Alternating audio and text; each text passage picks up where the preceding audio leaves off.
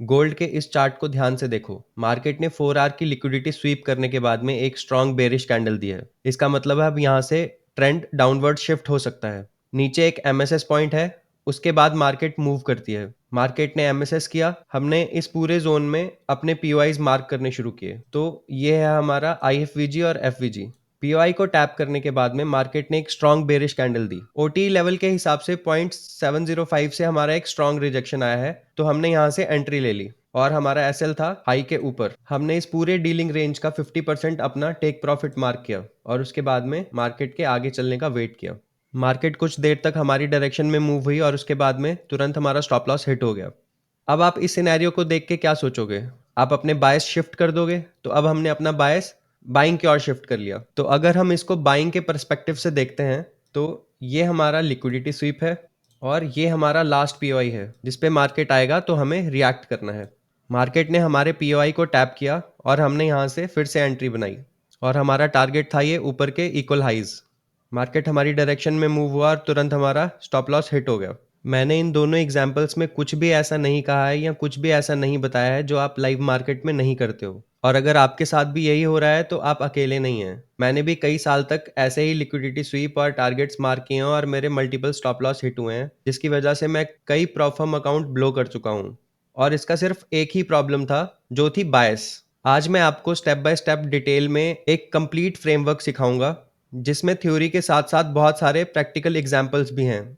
तो notebook ready कर लो और अगर ट्रेडिंग में सीरियस हो तो इस वीडियो को पूरा देखना, कुछ भी स्किप मत करना, क्योंकि ये एक डिटेल्ड वीडियो है जैसा कि आपने डिमांड की थी। तो चलिए शुरू करते हैं। तो सबसे पहले मैं एक बात क्लियर कर दूं कि ये एक बहुत लंबी वीडियो होने वाली है, क्योंकि आप सबने कमेंट में मुझसे बस यही मांगा था कि एक डिटेल्ड वीडियो बनाओ जिसमें बहुत सारे एग्जाम्पल्स हों और सब कुछ स्टेप बाय स्टेप समझाया जाए। तो इस वीडियो में मैंने एग्जैक्टली वही करने की कोशिश की है।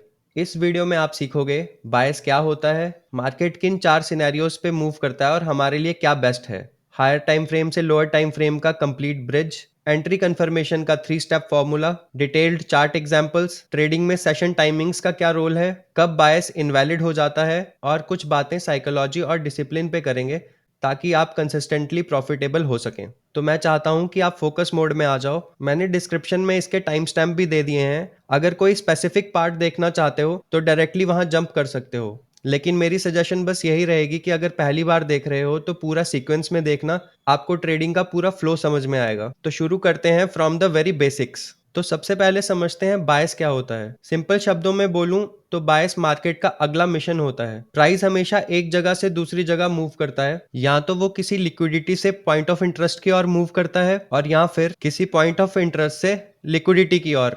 मतलब बायस सिर्फ ये नहीं है कि मार्केट ऊपर जाएगा या नीचे जाएगा, बायस ये है कि मार्केट कहां से निकलेगा और कहां जाएगा। तो एक एग्जांपल से समझते हैं। जैसे गूगल मैप में आप सोर्स और डेस्टिनेशन सेट करते हो, तो मान लो हमारा जो सोर्स है वो पीओआई है और हमारा जो डेस्टिनेशन है वो लिक्विडिटी है, और जो रूट है वो है हमारा प्राइस मूवमेंट। तो अगर आपको दोनों पता है, सोर्स और डेस्टिनेशन, तो आप कॉन्फिडेंटली ट्रेड प्लान बना सकते हो। लेकिन अगर आपका डेस्टिनेशन ही गलत मार्क हो गया तो आपकी एंट्री चाहे कितनी भी परफेक्ट हो, फिर भी आपका स्टॉप लॉस हिट होना ही होना है। तो बायस का सिंपल फॉर्मूला याद रखो, structure plus liquidity plus POI is equal to bias. अब देखते हैं मार्केट कितनी तरह से मूव करता है। तो पहला सिनेरियो है हमारा ग्रीन जोन, जब प्राइस एक पीओआई से निकलता है और सीधा नियरेस्ट लिक्विडिटी को हंट करता है। आप खुद देखो ये कितना क्लीन मूव है, इसमें कोई भी कंफ्यूजन नहीं है, कोई चॉप नहीं है और एक सीधा टारगेट है। दूसरा सिनेरियो रेड जोन है, इसमें प्राइस पहले लिक्विडिटी क्लीन करता है और फिर किसी पीओआई से आके बाउंस करता है। ये काउंटर ट्रेंड रिवर्सल मूव होता है और ये काफी रिस्की होता है, और बिगिनर्स की सबसे बड़ी गलती यही होती है, रिवर्सल के ट्रेड पकड़ना। क्योंकि जैसे ही मार्केट ओवरसोल्ड लगने लगता है हम बाय करना शुरू कर देते हैं,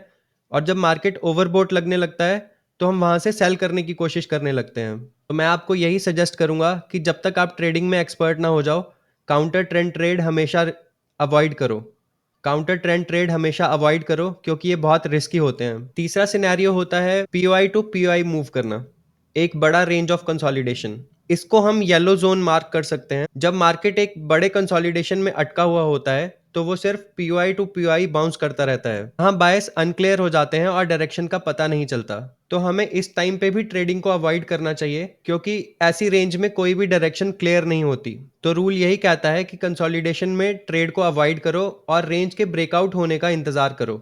और चौथा सिनेरियो है लिक्विडिटी टू लिक्विडिटी मूव करना। इसको हम ब्लैक जोन काउंट करते हैं। ये सबसे डेंजरस कंडीशन होती है जब प्राइस सिर्फ लिक्विडिटी हंट करता है। एक छोटी सी जोन होती है जिसमें एसएल हंटिंग बहुत ज्यादा होती है और ऐसे जोन में दोनों साइड के स्टॉप लॉस हिट होते हैं। ये पूरा ट्रैप जोन होता है और अगर ऐसी जोन कहीं दिख जाए तो उस दिन के लिए अपना सिस्टम बंद कर दो और ट्रेडिंग से बिल्कुल दूर रहो। तो इन चारों सिनेरियोज को देखने के बाद आपको क्या समझ में आया कि इन चारों सिनेरियो में से सिर्फ आपको एक ही सिनेरियो में ट्रेड करनी है, जो कि है जब प्राइस पीओआई से लिक्विडिटी की ओर मूव करता है। इसमें टारगेट हिट होने की प्रोबेबिलिटी हाई है क्योंकि ये ट्रेंड की डायरेक्शन में ट्रेडिंग है और बाकी के तीनों सिनेरियो या तो बहुत रिस्की हैं या फिर उसमें मार्केट बहुत चॉपी होती है और उन्हीं तीन सिनेरियो में बिगिनर हमेशा गलत साइड पकड़ लेते हैं। तो अब सवाल ये आता है कि इन सिनेरियोज को आइडेंटिफाई कैसे करना है, कैसे ये पता करें कि कौन सा पीओआई सही होगा या फिर कौन सा लिक्विडिटी टारगेट जो है वो हमारा सही लिक्विडिटी टारगेट है। तो इसके लिए आपको एक फ्रेमवर्क चाहिए जिसको हम कहते हैं हायर टाइम फ्रेम से लोअर टाइम फ्रेम का ब्रिज। तो अब हम उसको देख लेते हैं। तो अगर आपको अभी तक का वीडियो समझ आया हो तो इस वीडियो को लाइक कर देना और अपने वैल्यूएबल कमेंट शेयर करना। यही मुझे मोटिवेट करेगा और डिटेल्ड वीडियो बनाने में। तो टॉपिक पे वापस आते हैं। अब सबसे इंपॉर्टेंट पार्ट, बायस प्रैक्टिकली फाइंड कैसे करें। इसके लिए एक टॉप डाउन प्रोसेस फॉलो करना है। ये है टॉप डाउन अप्रोच, बड़े टाइम फ्रेम से छोटे टाइम फ्रेम तक जाना। इसके 3 क्लियर स्टेप हैं, एक एक करके सबको समझते हैं। तो स्टेप 1 आता है हमारा हायर टाइम फ्रेम का स्ट्रक्चर चेक। सबसे पहले हम मंथली, वीकली और डेली टाइम फ्रेम्स को देखते हैं। तो आओ इसको प्रैक्टिकली समझते हैं। तो देखो, ये है गोल्ड का मंथली चार्ट। यहाँ आपको कौन सा स्ट्रक्चर दिखाई दे रहा है। हर एक कैंडल प्रीवियस कैंडल के हाई को ब्रेक करके ऊपर जा रही है और ऊपर क्लोजिंग दे रही है। इसका मतलब है मार्केट में हायर हाई और हायर लो बन रहे हैं। तो ओवरऑल हमारा जो मंथली मार्केट है वो बुलिश है। अब हम इसको वीकली पे देख लेते हैं। तो वीकली चार्ट पर भी सेम ही स्ट्रक्चर है। हर नेक्स्ट कैंडल प्रीवियस कैंडल के हाई को ब्रेक करके ऊपर क्लोज हो रही है। तो हमारा वीकली स्ट्रक्चर भी ओवरऑल बुलिश है। अब हम इसको सबसे छोटा जो तीसरा टाइम फ्रेम है उस पे देखते हैं। वो है हमारा daily time frame. Daily chart पर भी मार्केट का बुलिश ट्रेंड कंटिन्यू है।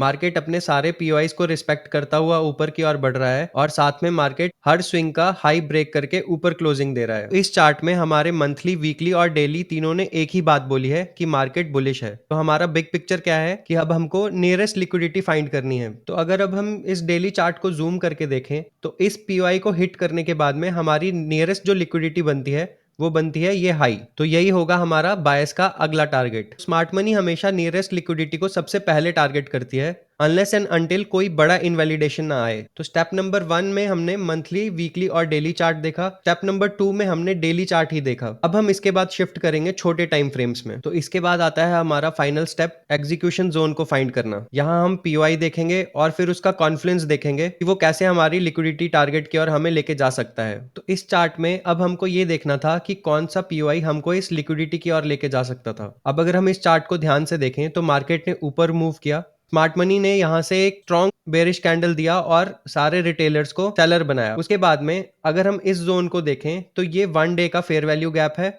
और ये सारी कैंडल्स इसके 50% के ऊपर ही क्लोज हुई हैं। तो ये जो बेरिश कैंडल थी ये नीचे आई और ये इसके 50% के ऊपर क्लोज हो गई। और अगर आप इस साइड में देखते हैं तो ये हमारा एक ऑर्डर ब्लॉक है और ये इसका 50% है जिसके ऊपर इस कैंडल ने क्लोज किया नीचे से रिजेक्शन लेके। तो ये एक सिग्नल है कि यहाँ से मार्केट बुलिश हो सकती है। और 4 आवर की अगर इस जोन को हम ध्यान से देखें तो हमारे पास एक पीओआई था नीचे, ये वाला, जो थी इसकी बैलेंस प्राइस रेंज। अब हम इसको 1 आवर पे देख लेते हैं। अगर आप इसको 1 आवर पे रिफाइन करेंगे तो मार्केट ने बैलेंस प्राइस रेंज को हिट किया और उसके बाद में एक स्ट्रॉन्ग बुलिश कैंडल दी। तो ये जो लास्ट डाउन क्लोज कैंडल थी ये हमारा बन गया ऑर्डर ब्लॉक। तो 1 आवर से अब यहाँ से मार्केट ने रिजेक्शन ले लिया है और मार्केट ऊपर जा रही है। अब हमें वेट ये करना था कि मार्केट नीचे हमारे ऑर्डर ब्लॉक पे आए और उसके बाद में हमको बाय साइड के लिए कोई कंफर्मेशन मिले। तो हमने इसके छोटे टाइम फ्रेम पे शिफ्ट किया। 15 मिनट के चार्ट को अगर हम जूम करके देखते हैं तो यहाँ मार्केट ने एक लिक्विडिटी को स्वीप किया है और उसके बाद में मार्केट ने ऊपर जो हमारा इन्वर्जन फेयर वैल्यू गैप था उसको इनवैलिडेट कर दिया। मार्केट इसके ऊपर निकली, उसके बाद में प्राइस इसके नीचे आया लेकिन हर बार इसके 50% से रिजेक्शन लेता रहा। तो ये एक स्ट्रॉन्ग सिग्नल था कि मार्केट यहाँ से बुलिश जा सकती है। और आप देख सकते हैं इस रेंज से ब्रेकआउट लेके प्राइस कितना अग्रेसिवली ऊपर मूव हुआ और वो अभी हमारी टारगेटेड लिक्विडिटी के पास मूव कर रहा है। तो इस पूरे एग्जांपल में हमने मंथली, वीकली और डेली से बायस का डायरेक्शन पकड़ा। फिर डेली चार्ट पर जाकर हमने हमारा लिक्विडिटी टारगेट डिफाइन किया। 4 आवर पे हमने एक फेक ब्रेकआउट देखा। तो इन गोल्डन रूल्स को हमेशा याद रखो। बायस हमेशा हाई टाइम फ्रेम से डिसाइड होता है। लोअर टाइम फ्रेम सिर्फ एंट्री रिफाइन करने के लिए यूज होते हैं और एक दिन में बाय सिर्फ एक बार मार्क करना है। तो आप चाहें तो इसका स्क्रीनशॉट लेके रख सकते हैं या इनको अपनी नोटबुक के नोट्स में लिख सकते हैं।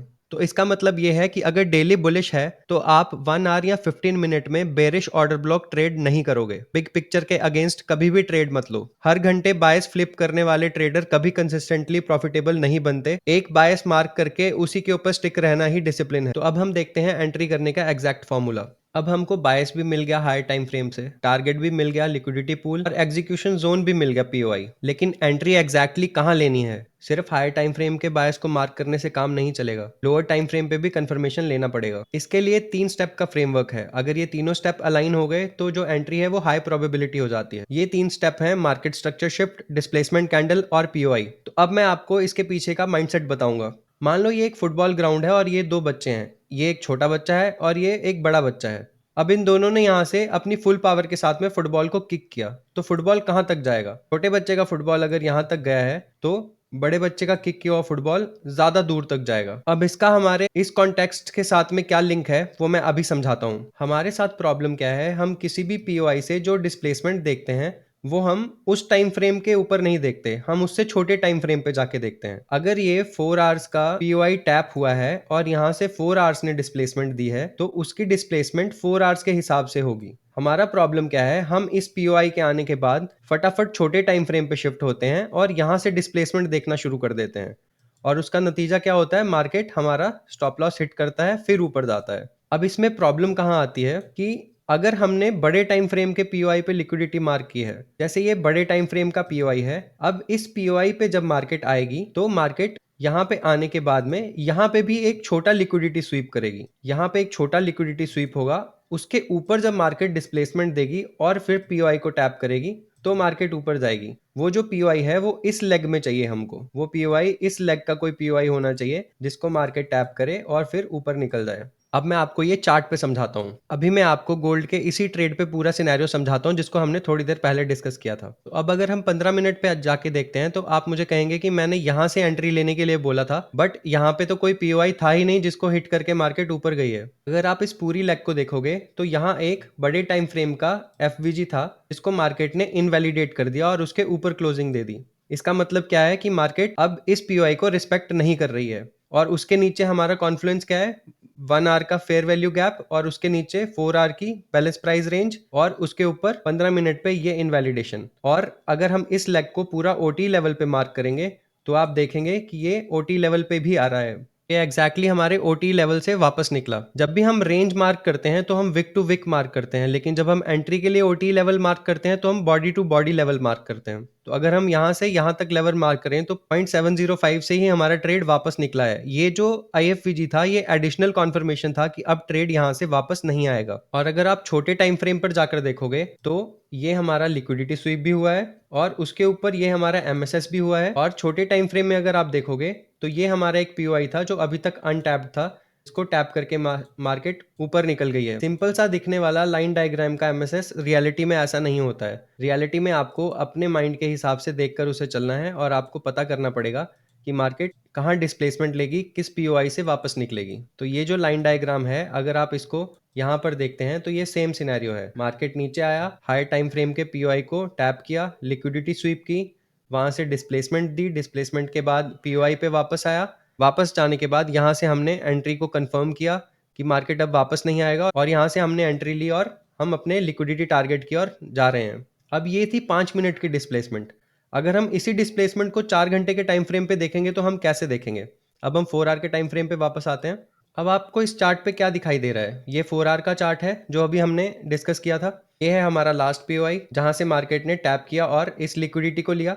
तो ये लिक्विडिटी हमारी क्या बन गई? Market structure shift. अब ये 4 आवर का डिस्प्लेसमेंट है। 4 आवर के डिस्प्लेसमेंट के बाद मार्केट वापस आई और यहाँ से लास्ट पीओआई में उसने टैप किया। अब प्रॉब्लम क्या है, इस लिक्विडिटी स्वीप को देखते हुए बहुत सारे लोग यहाँ से सेलर बन गए कि इतनी बड़ी अगर 4 आवर की कैंडल बनी है तो वो सेल कैंडल है। अगर आप इसको ओटी लेवल पे भी मार्क करते हैं और अगर डीलिंग रेंज भी देखते हैं तो ये 0.705 ही है जहाँ पे आके मार्केट वापस निकली है। हम इसको बॉडी टू बॉडी मार्क करेंगे तो ये देखिए 0.705 के ऊपर बॉडी क्लोज हो रही है। और अगर हम इसको डीलिंग रेंज के हिसाब से मार्क करते हैं तो ये हमारी हाईएस्ट रेंज है। मार्केट ने 0.705 को टैप किया और वहां से मार्केट अब वापस बुलिश मूव दे रही है। तो आप अगर इस स्ट्रक्चर को 4 आवर या 1 आवर पे देख रहे हैं तो ये जो हमारा पीओआई को टैप करने वाला पॉइंट होगा, ये जो हमारा पॉइंट है इस एग्जैक्ट पॉइंट पे आपको 15 मिनट या 5 मिनट पे ये सेम स्ट्रक्चर दिखेगा। यहाँ से अगर आप इसको देखेंगे तो आपको सेम स्ट्रक्चर नजर आएगा 15 मिनट और 5 मिनट पे। तो यही है हमारी फ्रैक्टल ट्रेडिंग और यही है एक सिंपल सा सेटअप जो हमको हमेशा फॉलो करना है। इसके अलावा और भी बहुत सारे सेटअप्स हैं जो मैं आपको आने वाले वीडियोस में समझाऊंगा। तो अब मैं आपको इसके कुछ एग्जाम्पल्स दिखा देता हूँ। पहला एग्जाम्पल हम गोल्ड पे देख चुके हैं। दूसरा एग्जाम्पल मैं आपको ये वाला एग्जाम्पल जो मैंने दिया है इसको छोटे टाइम फ्रेम पे आपको दिखा देता हूँ कि इसने कैसे प्ले किया है। तो ये हमारा पीओआई था और ये हमारी टारगेट लिक्विडिटी थी। अब मैं आपको छोटे टाइम फ्रेम पे समझाता हूँ कि यहाँ पर क्या हुआ। तो अब हम 15 मिनट पे आ जाते हैं। तो जब आप 15 मिनट पे आकर इस चार्ट को बैक टेस्ट करोगे तो आपको क्या दिखेगा कि इस पूरी लेग में कहीं एमएसएस नहीं हुआ और हमको कहीं भी एंट्री नहीं मिली और इतना बड़ा मूव हमसे मिस हो गया। तो दोस्तों ऐसा भी होगा कि आपसे मूव मिस हो जाएंगे, लेकिन अब मैं आपको ये कह दूं कि आप 1 मिनट पे जाके या 5 मिनट पे जाके एंट्री पकड़ लेते तो ऐसा करना रिस्की होगा। अब आप 15 मिनट पे आप इस चार्ट को देखेंगे तो आपको कहीं भी एंट्री नजर नहीं आएगी और ये इस पीओआई को टैप करके मार्केट यहाँ तक निकल गया और आपका इतना बड़ा मूव मिस हो गया। लेकिन अगर आपका एमएसएस यहाँ मार्क हुआ है तो आपको ये देख के चलना है कि मार्केट कभी ना कभी अपने नीचे के एक पीओआई को टच करने के लिए ज़रूर वापस आएगा। तो अब हम अगर इसको एक्सटेंड करते हैं तो यहाँ से ये हमारी एक रेंज बन जाती है एमएसएस के बाद में और ये मार्केट वापस आया है अपने लास्ट पीओआई को टैप करने और यहाँ से मार्केट ने फिर से डिस्प्लेसमेंट दे दी है। अब हम बिटकॉइन का एग्जांपल देख लेते हैं। अब इस बिटकॉइन के 1 मंथ के चार्ट में आपको क्या दिख रहा है? ये बिटकॉइन बुलिश है। जो लास्ट सिनेरियो हुआ है बिटकॉइन अपने मिटिगेशन ब्लॉक को टैप करके यहाँ से ऊपर जा रहा है। अब हम इसको वीकली पे देख लेते हैं। तो वीकली पे भी सेम ही सिनेरियो है। बिटकॉइन ने यहाँ से एक रिजेक्शन लिया है और मार्केट ऊपर जा रही है। तो हमारा जो वीकली चार्ट बुलिश है, हमारा मंथली चार्ट भी बुलिश था। अब हम इसको डेली पे देख लेते हैं। अब अगर आप इसको डेली चार्ट पे देखते हैं तो सिनेरियो क्या दिखता है? ये है हमारा लिक्विडिटी स्वीप। लिक्विडिटी स्वीप के बाद में ये हुआ हमारा ऊपर एमएसएस। एमएसएस के बाद में हमारा हम ओटी जोन जब मार्क करते हैं तो आप ओटी जोन में देखेंगे कि अब हमारे यहाँ से पीओआई कहाँ कहाँ पर है। ये है हमारा लास्ट आईएफवीजी। मार्केट ने यहाँ से हमारे ओटी जोन में डीप रिट्रेसमेंट लिया है। अब हमें वेट करना होगा कि यहाँ से हमें कोई बुलिश सिग्नल मिले। तो बुलिश बायस तभी कंफर्म हो सकता है जब मार्केट किसी पीओआई को इनवैलिडेट करेगा। तो ये हो गया हमारा पीओआई इनवैलिडेशन। अब मार्केट ने जब इसके ऊपर क्लोज कर दिया है तो इसका मतलब है अब मार्केट यहाँ से बुलिश हो गई है। इसको हम अब छोटे टाइम फ्रेम पे देखते हैं। 1 डे के हिसाब से पीओआई में टैप होके एक्सपेंशन लेग स्टार्ट हो गया है। तो अगर आप इसको 4 आवरली पर देखते हैं तो 4 आवरली पर यहाँ हमें दिखता है एक ऑर्डर ब्लॉक। मार्केट ने ऑर्डर ब्लॉक को टैप किया, एक बार रिजेक्शन लिया, फिर दूसरी बार रिजेक्शन लिया। अब हम इसको छोटे टाइम फ्रेम पे कैसे प्ले करते हैं मैं वो आपको दिखाता हूँ। ये था हमारा एक फेयर वैल्यू गैप। अब हम 15 मिनट पे आ जाते हैं। तो 15 मिनट के चार्ट पर मार्केट इस 4 आवर के पीओआई को टैप करने आई। यहाँ पे कंसोलिडेशन हुआ। कंसोलिडेशन के बाद में यहाँ से हमारा हुआ ब्रेकआउट और ये हमारी डिस्प्लेसमेंट लेग बनी। डिस्प्लेसमेंट लेग बनने के बाद में ये था हमारा एमएसएस और ये हमारे पीओआईज थे। अब इस केस में आपका सवाल होगा कि मार्केट हमारे ओटी जोन में क्यों नहीं आया और मार्केट ने लास्ट पीओआई को टैप क्यों नहीं किया, वो ऊपर से ही क्यों निकल गया। तो अगर हम 1 आवर के टाइम फ्रेम पर देख रहे हैं और हम छोटे टाइम फ्रेम पे उसको एनालिसिस करते हैं तो आप कई बार देखेंगे कि मार्केट डीप रिट्रेसमेंट नहीं लेता है। वो अगर कहीं से अच्छी डिस्प्लेसमेंट देता है तो वो 50% जोन से ही वापस निकल जाता है। तो अगर आप इस डिस्प्लेसमेंट लेग का 50% जोन मार्क करेंगे तो आपको दिखेगा कि मार्केट ने यहाँ से रिजेक्शन देना स्टार्ट कर दिया था। तो जब भी आपको एक बड़ा बुलिश मूव दिखे तो उसका एक ही इंडिकेशन समझ लेना कि छोटे टाइम फ्रेम पे अगर मार्केट 50% पे भी रिट्रेस होती है तो हमको वहां से एंट्री बना लेनी है, क्योंकि मोस्ट ऑफ द टाइम ऐसा होता है कि मार्केट हमारे ओटी लेवल तक नहीं आती है और कंटिन्यूएशन में जब मार्केट होती है तो वो 50% जोन को टैप करके ही ऊपर निकल जाती है। तो अगर ये हमारा 1 डे का टारगेट है तो इसके हिसाब से हम छोटे टाइम फ्रेम पर इस पूरे मूव को कैसे प्ले कर सकते हैं। तो अगर आप 4 आवर पे देखेंगे तो 4 आवर पे आपको जितने भी पीओआईज रिस्पेक्ट करते हुए मिलेंगे आप उन पे एंट्रीज ले सकते हैं। तो अब जब हमें पता है कि यहाँ से अब हमारा मार्केट बुलिश हो गया है और हमको सारी बाइंग में एंट्री लेनी है तो हम सारे पीओआईज जहाँ पर भी मार्केट टैप करेगा वहां से अगली लिक्विडिटी की ओर एंट्री लेंगे और अपने टारगेट के लिए वेट करेंगे। तो अगर हम इस पीओआई से देखते तो हमारे इस पीओआई से जो पहला हमारा टारगेट था वो ये लिक्विडिटी थी और इस पीओआई से हमारा जो पहला टारगेट था वो ये लिक्विडिटी और 1 डे की ये मेजर लिक्विडिटी थी। ये हमारे टारगेट्स थे। तो मैंने आपको गोल्ड और बिटकॉइन दोनों में हमारा जो एंट्री सेटअप था वो समझा दिया है। तो मैंने आपको हमारे फ्रेमवर्क के हिसाब से 2 एग्जाम्पल समझा दिए हैं। कई बार ऐसा भी होगा कि मार्केट हमारे पीओआई को टैप किए बिना ऊपर निकल जाएगी, जैसे यहाँ पे हुआ है। मार्केट ने हमारे 4 आवर के पीओआई को टैप नहीं किया है और एक बहुत अच्छा बड़ा मूव आया है। ऐसे मूव्स हमसे मिस भी हो जाएंगे, लेकिन कोई बात नहीं, हमको अपने रूल्स पे स्टिक रहना है। और अगर हमको कंटिन्यूएशन का ट्रेड मिलेगा जैसे POI to liquidity, POI to liquidity, तो हमको वही ट्रेड लेने हैं हमको हमारे लिक्विडिटी लेवल पे 80 टू 85% टारगेट बुक कर लेना है और उसके बाद में जो बाकी का 15 से 20% होगा उसको ट्रेलिंग एसएल पे चलने देना है। अपने एसएल को कॉस्ट टू कॉस्ट लगा के हम उसको देखेंगे कि हम कहाँ तक ट्रेंड राइड कर सकते हैं। तो अगर आप इस ट्रेंड में अगर सोच के चलिए, आप यहाँ अपना 80% बुक करने के बाद में 20% रख के चले होते, तो यहाँ से ये 10,000 पॉइंट का मूव था। तो हमको वही ट्रेड लेने हैं। हमको हमारे लिक्विडिटी लेवल पे 80 टू 85% टारगेट बुक कर लेना है और उसके बाद में जो बाकी का 15 से 20% होगा उसको ट्रेलिंग एसएल पे चलने देना है। अपने एसएल को कॉस्ट टू कॉस्ट लगा के हम उसको देखेंगे कि हम कहाँ तक ट्रेंड राइड कर सकते हैं। तो अगर आप इस ट्रेंड में आप यहाँ अपना 80% बुक करने के बाद में 20% रख के चले होते, तो यहाँ से ये 10,000 पॉइंट का मूव था। तो अब तक आपने जो भी सीखा, अगर किसी पॉइंट पे कंफ्यूजन है तो आप मुझे कमेंट सेक्शन में पूछ सकते हैं। तो अब एक बहुत इंपॉर्टेंट चीज है कि बायस को बनाना एक स्टेप है, लेकिन उसको कब तोड़ना है या वो कब इनवैलिड होगा इसके बारे में पता होना ज्यादा जरूरी है। बिगिनर्स क्या मिस्टेक करते हैं कि एक बार जिस बायस को मार्क कर लिया बस उसी से चिपक कर चलते रहते हैं, चाहे मार्केट उल्टा ही क्यों ना चलने लग जाए। अब आपने बायस मार्क करना सीख लिया, लेकिन अब एक ईगो प्रॉब्लम आ जाती है कि बायस अगर मैंने बुलिश मार्क किए तो आज मार्केट बुलिश ही जानी है, वो बेरिश हो ही नहीं सकती। अब रूल नंबर 1 आता है, जब बायस हमारे पीओआईज को रिस्पेक्ट ना कर रहा हो। तो ये एक गोल्ड का ही बुलिश चार्ट है। यहाँ पे गोल्ड पूरा बुलिश है, वीकली पर भी बुलिश था और मंथली पर भी बुलिश था। तो अगर आप यहाँ देखोगे, मार्केट अपने पीओआई को टैप किया, लेकिन मार्केट ने ऊपर कोई रिएक्शन ना देने के बजाय नीचे क्लोज कर दिया है। अब लोग अगर इसको बुलिश मान के चल रहे हैं तो फिर वो यहाँ से भी बाइंग की ही सोच रहे हैं। अगर मार्केट अपने किसी पीओआई को रिस्पेक्ट नहीं करता है या फिर वो ऑपोजिट डायरेक्शंस में पीओआई बनाकर उनको रिस्पेक्ट करने लगता है, तो हमको बाइंग के ट्रेड्स अवॉइड करने हैं। हमको जो हमारा ट्रेंड का डायरेक्शन है उसके डायरेक्शन में ट्रेड अवॉइड करने हैं और हमको वेट करना है कि बायस हमारे वीकली और मंथली के साथ अलाइन हो जाए, जो कि बायस यहाँ अलाइन हुआ है। अगर आप यहाँ देखोगे तो यहाँ पे बायस हमारे वीकली और मंथली के साथ अलाइन हो गया है और यहाँ से हम वापस चल रहे हैं। लेकिन अगर आप यहाँ से देखते तो बायस ने यहाँ पे ऑपोजिट डायरेक्शन का पीओआई बना के यहाँ से डिसरिस्पेक्ट किया है, तो हम इन कैंडल्स पे बाय नहीं पकड़ सकते। बायस इनवैलिडेशन का दूसरा रूल है लिक्विडिटी स्वीप फेलियर। ये हमारा डेली बायस है और इसके हिसाब से आज हम बुलिश थे। मार्केट ने लिक्विडिटी स्वीप भी किया है और ऊपर मार्केट ने एमएसएस भी किया है। उसके बाद में प्राइस नीचे आता है अपने पीओआई पे और थोड़ा सा अप मूव देने के बाद में वहां से सडन ब्रेकडाउन दे देता है। तो इसका मतलब है हमारा लिक्विडिटी स्वीप फेल हो चुका है। अब यहाँ पे हमें कॉशियस हो जाना है कि हमारी बायस तो बुलिश है, लेकिन हमारा जो लिक्विडिटी स्वीप है वो फेल हो गया है, तो हमें नेक्स्ट डे कॉशियसली ट्रेड करना है। तीसरा इनवैलिडेशन का जोन है लिक्विडिटी टू लिक्विडिटी चॉप। कभी कभी बायस जो होती है वो ऐसे किसी जोन में फंस जाती है, जैसे ये जोन है। ऐसे सिनेरियो में मार्केट कभी ऊपर की लिक्विडिटी हंट करती है, कभी नीचे की लिक्विडिटी हंट करती है, लेकिन मूव किसी भी डायरेक्शन में नहीं आता।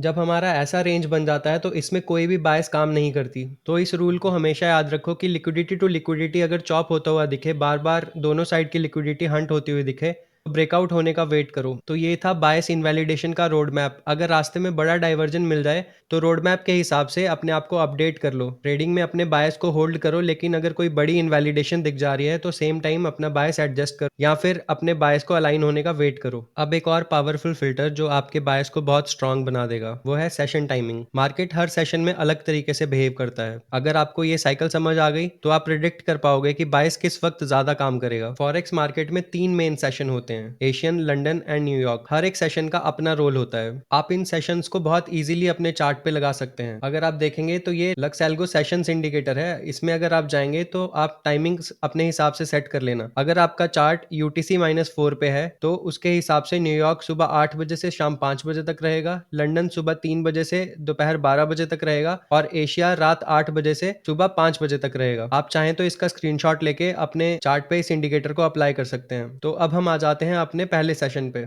तो मैं अपने पिछले सेशन में भी तीनों सेशंस को डिस्कस कर चुका हूं। अगर आपने अभी तक वो वीडियो नहीं देखा है तो मैं वो वीडियो आई बटन में पिन कर दूंगा और उसको अपने डिस्क्रिप्शन में भी लगा दूंगा। आप बीएलटी मेथड वाला वीडियो जरूर देखिएगा, उससे आपके सेशन टाइमिंग्स और क्लियर हो जाएंगे। अब जल्दी से इन सेशंस को देख लेते हैं। जो हमारा एशियन सेशन होता है इसमें लिक्विडिटी बिल्ड हो रही होती है, छोटे छोटे स्टॉप लॉस क्लस्टर्स फॉर्म हो रहे होते हैं, रिटेलर यहाँ ऑर्डर लगा रहे होते हैं और स्मार्ट मनी बैठ के ऑब्जर्व कर रहा होता है। तो अगर आप इस सेशन को देखेंगे तो ये जो पिंक कलर में आपको दिखाई दे रहा है ये एशियन सेशन है। इसमें देखें तो कोई भी मेजर मूव नहीं है, यहाँ पर भी कोई मेजर मूव नहीं है। इसमें एशियन मूव किया है क्योंकि बाकी के 2 सेशंस पिछले कंसोलिडेट कर रहे थे, इसके बारे में हम अगले वीडियो में बात करेंगे। यहाँ पर भी एशियन कंसोलिडेशन में है, यहाँ पर भी एशियन में कोई बड़ा मूव नहीं है। इसमें भी अगर आप देखेंगे तो एशियन में कोई भी बड़े पीओआईज नहीं बन रहे हैं। अब हम लंदन सेशन की बात करते हैं। लंदन सेशन के ऑन होते ही देखो क्या होता है, प्राइस बहुत तेजी से मूव करने लगता है, मार्केट में वॉल्यूम आना शुरू हो जाता है और वॉलेटिलिटी बढ़ने लगती है। लंदन सेशन में मोस्ट ऑफ द टाइम क्या होता है, एक फेक आउट होता है जिसमें कि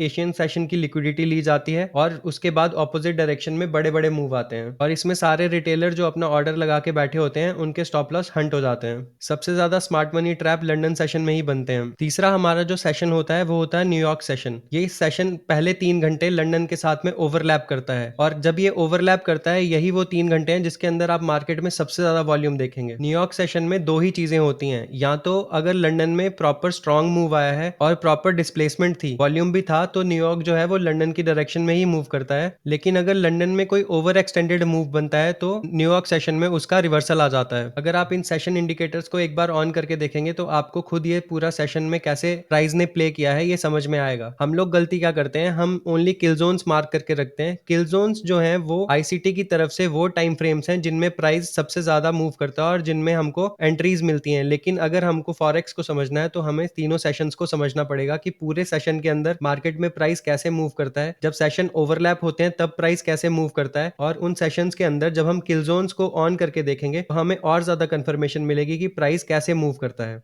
तो एशियन सेशन में आपकी लिक्विडिटी बिल्ड होती है, इक्वल हाइज और इक्वल लोज मार्क होते हैं, लेकिन हमें इसमें ट्रेडिंग अवॉइड करनी चाहिए अगर ये कंसोलिडेशन फेज में है। तो लंदन सेशन में लिक्विडिटी स्वीप होगी, एशियन के हाई या लो स्वीप होते हैं मैक्सिमम टाइम और मेन मूव यहीं से स्टार्ट होता है। और जो लंदन सेशन होता है वो हमारी ट्रेडिंग की बेस्ट विंडो होती है क्योंकि इस मूव में हमारे बायस कंफर्म होते हैं। और जो न्यूयॉर्क सेशन होता है उसमें या तो लंदन वाला मूव कंटिन्यू होता है या फिर अगर लंदन का मूव ओवर एक्सटेंड हो गया है तो वहां से रिवर्सल्स आने के चांसेस होते हैं। और जो मैक्सिमम केसेस में हमारे बायस के जो टारगेट होते हैं वो हमें न्यूयॉर्क सेशन में ही मिलते हैं। तो हमारा बायस एशियन सेशन में बनता है, लंदन सेशन में कंफर्म होता है और न्यूयॉर्क सेशन में हमें प्रॉफिट देता है। इस साइकिल को समझकर आप बायस को हर दिन कॉन्फिडेंटली ट्रेड कर पाओगे बिना किसी कंफ्यूजन के। तो मैं अब आपको इसके भी कुछ एग्जांपल्स दिखा देता हूं। अभी तक के वीडियो में मैंने हर सेक्शन को एग्जांपल्स के साथ आपको समझाया है। आई होप आपको वो सब समझ में आ गए होंगे। अब मैं आपको सेशंस वाइज दिखा देता हूं कि एशियन में कैसे हमारा बायस बिल्ड होता है, लंदन में कैसे वो कंफर्म होता है और न्यूयॉर्क में कैसे वो हमको प्रॉफिट देता है। तो अब मैंने इस पे किल जोन्स भी एक्टिवेट कर दिए हैं। तो अगर आपको किल जोन्स की सेटिंग देखनी है तो ये है इंडिकेटर, सेशंस इंडिकेटर है ये, आप इस पे देख सकते हैं। ये सेशन 1 जो है एशिया है, रात 8 से 12 बजे तक। उसके बाद है लंदन सेशन सुबह 2 बजे से सुबह 5 बजे तक। उसके बाद है न्यूयॉर्क सेशन सुबह 7 बजे से 10 बजे तक। और उसके बाद लंदन क्लोज है सुबह 10 बजे से दोपहर 12 बजे तक। इसके नीचे की सेटिंग हैमबर्गर कर दिया है मैंने, आप इसको कॉपी पेस्ट कर लेना। ये है सेशंस इंडिकेटर बाय बॉय टॉकी करके है, उनका इंडिकेटर है। तो अब मैंने इस पे सेशंस भी एक्टिवेट कर दिए हैं। अब मैं आपको दिखाता हूं कि एंट्रीज और कैसे रिफाइन हो सकती थी। तो हमारे आज के बायस बुलिश थे, जो ट्रेड हमने देखा ये सेम वही ट्रेड है। अब अगर इसको हम पहली एंट्री के हिसाब से देखें तो आप देखते जाइएगा, ये हमारा एमएसएस था जो कल हुआ था। कल के एमएसएस के बाद में मार्केट वापस आया, ये हमारा ऑर्डर ब्लॉक था 15 मिनट का। मैंने आपको बोला भी आप छोटे टाइम फ्रेम पे जाएंगे तो आपको यहाँ पे एफवीजी देखने को मिल जाएगा और इम्बैलेंस देखने को मिल जाएंगे। उसके बाद में 15 मिनट पे इसने जो लास्ट एफवीजी था डाउन डायरेक्शन का उसको इनवैलिडेट करके आईएफवीजी बनाया और उससे 2 बार रिजेक्शन लिया है। तो हम यहाँ से एंट्री लेते और हमारा टारगेट रहता ये लिक्विडिटी। तो हमारा पहला टारगेट यहाँ तक रहता, इसमें हमको मिलते अराउंड 180 पिप्स। अब हम सेशंस के हिसाब से नहीं, किल जोन्स के हिसाब से प्ले कर रहे हैं। तो ये हमारा पहला किल जोन का काम खत्म हुआ। अब आती है हमारी लंदन किल जोन। तो ये लंदन किल जोन थी हमारी। इस किल जोन के अंदर क्या हुआ है, इस किल जोन के अंदर ये लास्ट एफवीजी था जहां से टैप होकर मार्केट ऊपर गया है। हम इसमें एंट्री नहीं ले पाए। अब हम आ जाते हैं अपने न्यूयॉर्क किल जोन में। न्यूयॉर्क किल जोन में जब आप देखेंगे तो ये लंदन का कंसोलिडेशन था पूरा, यहाँ से लिक्विडिटी स्वीप हुई है। इस लिक्विडिटी के स्वीप के बाद में अगर आप पीछे आएंगे तो ये हमारा ऑर्डर ब्लॉक टैप हुआ है। तो ये हमारा क्या बना, एडवांस ऑर्डर ब्लॉक, और ये हो गया हमारा एमएसएस हुआ। उसके बाद में ये हमारा नीचे बन गया ब्रेकर ब्लॉक। मार्केट ने यहाँ से ब्रेकर ब्लॉक टैप किया है। उसके बाद में ये एफवीजी था डाउन साइड का जो आईएफवीजी बना, मार्केट इसके ऊपर क्लोज हुई, नीचे आई, रिजेक्शन लिया। हम अगर यहाँ से एंटर करते इसमें तो हमको यहाँ से मिलते 280 पिप्स के अराउंड। मान लो हमने यहाँ से भी एंट्री नहीं ली तो अब आगे आ गया हमारा न्यूयॉर्क किल जोन खत्म हो गया। न्यूयॉर्क किल जोन खत्म होने के बाद में ये हमारा लिक्विडिटी स्वीप था, तो उसके हिसाब से ये हमारा स्विंग लो बना, ये बना हमारा एमएसएस बनने के बाद में अब हम इसको मार्क करते हैं, ये हमारा ओटी लेवल 0.705 जिसको इसने टैप किया है एग्जैक्टली, और इसके नीचे क्या है हमारा एफवीजी, ये है हमारा एफवीजी, और उसके ऊपर क्या है हमारा डबल कॉन्फर्मेशन ब्रेकर ब्लॉक, ये हमारा डबल कॉन्फ्लुएंस हो गया, और यहाँ से हमारी एंट्री होती वापस यहाँ तक, तो इसमें भी हमको क्या मिलता, इसमें भी हमको अराउंड मिल जाते 200 पिप्स के अराउंड। तो ये थी हमारी 3 एंट्री जो हमने अपनी बायस की डायरेक्शन में पहले सेशंस के हिसाब से देखी, अब किल जोन्स के हिसाब से देखी है। अब मैं आपको पिछले दिन का चार्ट भी दिखा देता हूँ। अब हम इस दिन में हमने कैसे ट्रेड किया है वो भी देख लेते हैं। मैं आपको गोल्ड के एग्जांपल इसलिए दिखा रहा हूँ क्योंकि मैक्सिमम लोग गोल्ड ही ट्रेड करते हैं, तो इसमें अब मैं दिखाता हूँ कि हमारे बायस कैसे इनवैलिडेट होते हैं। हम डेली चार्ट पे आते हैं। अब मैं आपको ये वाली कैंडल दिखाऊंगा कि ये कैंडल कैसे प्ले हुई थी उस दिन। ये कैंडल ने नीचे क्लोज किया है, तो इसके हिसाब से अब हमारे बायस कहाँ के होते हैं, ये इसके नीचे क्लोज करनी चाहिए। दूसरा पॉइंट क्या था, इसके नीचे क्या था हमारा 1 डे का फेयर वैल्यू गैप। 15 मिनट पे वापस आते हैं, ये हमारा प्रीवियस डे लो था और नीचे 1 डे का एफवीजी था। मार्केट ने इसको भी टैप किया। टैप करने के बाद में मार्केट ने एक डिस्प्लेसमेंट दिया। हमारे डेली के बायस डन हो चुके हैं, यहाँ पर हमारे डेली के बायस डन हो चुके हैं। अगर आप देखेंगे तो ये लो था जो मार्केट को लेना था, मार्केट ने यहाँ से ये लो ले लिया, नीचे के एफवीजी में टैप किया और डिस्प्लेसमेंट दिया। इस डिस्प्लेसमेंट के हिसाब से हमारा एमएसएस कहाँ होगा, ये है हमारा एमएसएस, और इस एमएसएस के नीचे यहाँ आता है हमारा एफवीजी। यहाँ एशियन सेशन खत्म हो गया, ये आ गई लंदन किल जोन। लंदन किल जोन में लिक्विडिटी स्वीप, और यहाँ से हमारी एंट्री, और हमारा टारगेट कहाँ तक रहता, अगर मार्केट ओवरऑल बुलिश है तो हमारा टारगेट रहेगा जो ऊपर हाई होगा, तो ये हमारा हाई था। मार्केट यहाँ से चली, अगर आप यहाँ से इस ट्रेड को पकड़ते तो आप ऑलमोस्ट 300 पिप ले जाते। अब इसके बाद में हमने यहाँ वेट किया, न्यूयॉर्क सेशन ने हमारा टारगेट डन कर दिया। तो मैंने बताया था कि अगर न्यूयॉर्क सेशन हमारा टारगेट डन कर देता है तो उसके बाद में वहां से हमको रिवर्सल भी देखने को मिल सकता है। तो यहाँ पे जब हमारा टारगेट डन हुआ, अब हम यहाँ से रिवर्सल कैसे पकड़ेंगे वो बताता हूँ मैं आपको। ये हुआ लिक्विडिटी स्वीप। लिक्विडिटी स्वीप होने के बाद में मार्केट ने नीचे वाले इस फेयर वैल्यू गैप को रिस्पेक्ट नहीं किया और ये बन गया हमारा आईएफवीजी। ये आईएफवीजी बनने के बाद हम छोटे टाइम फ्रेम पे वापस आते हैं, क्योंकि हम 15 मिनट का टाइम फ्रेम देख रहे हैं तो हम इसको छोटे टाइम फ्रेम पे देखते हैं। ये है हमारा 5 मिनट का टाइम फ्रेम। 5 मिनट के टाइम फ्रेम के हिसाब से ये हो गया हमारा एमएसएस, और उसके नीचे अगर आप देखेंगे तो ये 5 मिनट की बैलेंस प्राइस रेंज भी है। अगर आप इसको देख के चलते हैं तो ये है हमारे पास 5 मिनट की बैलेंस प्राइस रेंज जिसको मार्केट ने टैप किया है, और उसके बाद में यहाँ से एक डाउन मूव आया, तो हम यहाँ से एंटर कर सकते थे मार्केट में, और हमारा जो टारगेट रहता वो रहता इस डेली के एफवीजी का मिड पॉइंट या फिर इसका अपर पोर्शन। तो अगर हम यहाँ से यहाँ तक भी चलते तो हमको काफी अच्छा प्रॉफिट देखने को मिलता। तो यहाँ से यहाँ तक था हमारा 300 पिप। अब हम उसका नेक्स्ट डे देखते हैं। तीसरा एग्जांपल हम उसके नेक्स्ट डे का ही देख लेते हैं। डेली कैंडल पे वापस आते हैं। तो अगर ये कैंडल ऊपर क्लोज हुई है इस कैंडल के, तो नेक्स्ट डे का बायस क्या होगा, नेक्स्ट डे के बायस थे हमारे ये टारगेट। अब हम इस कैंडल को देखेंगे, ये कैंडल कैसे प्ले करती है। ये जो थर्ड कैंडल है, 15 मिनट पे वापस आते हैं, ये है वो थर्ड डे की कैंडल। एशियन सेशन ने हमारे बायस को बिल्ड किया है। कैसे, बायस हमारा डन हो गया यहीं पे, उसके बाद में मार्केट कंसोलिडेट किया। कंसोलिडेट करने के बाद में यहाँ पर हुआ लिक्विडिटी स्वीप, और ये कहाँ हुआ, लंदन किल जोन में। लंदन किल जोन ने एशियन किल जोन का लिक्विडिटी स्वीप किया है। हमारे बायस आज क्या है, बुलिश बायस। ये स्वीप हुआ। स्वीप होने के बाद में आप यहाँ देखेंगे तो ये हमारा एक एफवीजी था जो आईएफवीजी बन गया। मार्केट ने इसको इसके नीचे क्लोज दिया, लेकिन उसके बाद में ऊपर निकल गया। अगर आप छोटे टाइम फ्रेम पे देखेंगे तो ये आपको एमएसएस दिखेगा। अगर आप 15 मिनट पे भी रहते और इसको यहीं से अगर मार्केट में एंटर होते, इसके नीचे अपना स्टॉप लॉस रखते, तो आपको तब भी मिलते 280 पिप्स के अराउंड, तब भी आपको मिल जाते। और लंदन के बाद में न्यूयॉर्क में हमारा वापस रिवर्सल क्यों आया है वो भी देख लेते हैं। ये 15 मिनट का ही चार्ट है। 15 मिनट पे अगर आप देखेंगे तो मार्केट ने यहाँ से पहला रिजेक्शन दिया, यहाँ से पहला रिजेक्शन आया। अब इसके बाद में यहाँ से हमारा दूसरा रिजेक्शन आया, और उसके बाद में यहाँ से हमारा जो मूव था वो इनवैलिड हो गया। अपसाइड का मार्केट नीचे मूव कर गई। आप इसके रीटेस्ट पे भी एंट्री ले सकते थे, मगर अगर आपने इसके रीटेस्ट पे एंट्री नहीं ली है तो आप इसको एक मिटिगेशन ब्लॉक काउंट कर सकते हैं, और यहाँ से आप फिर डाउन साइड की एंट्री लंदन क्लोज में ले सकते थे। अगर आपने यहाँ से एंट्री नहीं ली तो ये आपका मिटिगेशन ब्लॉक बना। इस मिटिगेशन ब्लॉक को लंदन क्लोज ने टैप किया है, और अगर आप छोटे टाइम फ्रेम पे देखेंगे तो आपको यहाँ से एंट्री मिली है जिसका टारगेट हमारा ये लास्ट लो रहता। तो मैंने आपको बैक टू बैक 3 एग्जाम्पल दिखा दिए हैं पिछले 3 दिन के गोल्ड के, और मैंने उसमें बता दिया है कि हमारा बायस कैसे प्ले किया है, हमने सेशंस कैसे प्ले किए हैं, हमने उसके अंदर किल जोन्स को रिफाइन करके कैसे प्ले किया है। तो आई होप आपको ये सारी एग्जाम्पल समझ में आई होंगी। होंगी। अगर इसके बारे में कोई भी डाउट और होता है तो आप अपने चार्ट भी शेयर कर सकते हैं मेरे कम्युनिटी टैब पे, या फिर आप मुझे कमेंट्स में पूछ सकते हैं। मैं आपको पूरी क्लैरिटी देने की कोशिश करूंगा। अभी तक अगर आपको वीडियो पसंद आया हो तो इस वीडियो को लाइक कर देना, और अगर आपका कोई दोस्त है जिसको भी ट्रेडिंग में या बायस की कंफर्मेशन में कोई डाउट है, ये वीडियो उसके साथ शेयर जरूर करना। इसके अंदर जो नॉलेज मैंने शेयर की है वो काफ़ी वैल्यूएबल है। तो ये कुछ रूल्स हैं जो हमको कंसिस्टेंटली प्रॉफिटेबल बना सकते हैं। हमें सुबह एक बायस मार्क करना है, और जब तक वो बायस इनवैलिडेट ना हो जाए हायर टाइम फ्रेम पे, हमें उसको इनवैलिड नहीं मानना है और हमको उसकी डायरेक्शन में ट्रेड करना है। छोटे टाइम फ्रेम पे ट्रेड नहीं करना है। बहुत छोटे टाइम फ्रेम पे जाएंगे तो बहुत ज़्यादा नॉइस मिलेगी। मार्केट के ये 4 सिनेरियो होते हैं, इनमें से हमें सिर्फ एक सिनेरियो पे ट्रेड करना है अगर हम बिगिनर हैं तो, वो है पीओआई टू लिक्विडिटी वाला, जो कि हाईली प्रॉफिटेबल है। हमें higher time frame to lower time frame के फ्रेमवर्क पे काम करना है। हमेशा टॉप डाउन अप्रोच रखनी है, बड़े टाइम फ्रेम से छोटे टाइम फ्रेम की ओर आना। तो दोस्तों, बायस कोई रॉकेट साइंस नहीं है, एक सिंपल सा सिस्टमैटिक प्रोसेस है, और अगर आप इसे डेली अप्लाई करोगे तो आपको हर दिन मार्केट का एक क्लियर डायरेक्शन देखने को मिलेगा। तो अब हमने थ्योरी भी कंप्लीट कर ली है और हमने प्रैक्टिकली भी देख लिया है एग्जांपल्स के थ्रू कि हमने कैसे बायस को हमारे चार्ट्स पे अप्लाई किया। तो अब मैं आपको एक 7 डेज बायस चैलेंज देता हूं। आप डेली चार्ट खोलोगे, अपने बायस को मार्क करोगे, अपने पीओआई और लिक्विडिटी टारगेट को मार्क करोगे और मुझे कमेंट्स में शेयर करोगे। तो आज से 7 दिन के बाद आप अपने अपने बायस का जो डाटा होगा वो मेरे कम्युनिटी टैब पे शेयर करेंगे। उससे मुझे ये पता चलेगा कि मेरे वीडियो से आपने कुछ सीखा है या नहीं सीखा है, या मैं आपको कुछ सिखाने में कामयाब हो पाया हूँ या नहीं हो पाया हूँ। तो अब मैं लास्ट में आपसे बस इतना ही कहना चाहता हूँ, अगर इस वीडियो में कुछ भी वैल्यू मिली हो, आपको कुछ भी सीखने को मिला हो, तो 3 काम कर देना। इस वीडियो को लाइक कर देना, ये मुझे मोटिवेट करेगा फिर और ऐसे डिटेल्ड वीडियो बनाने के लिए।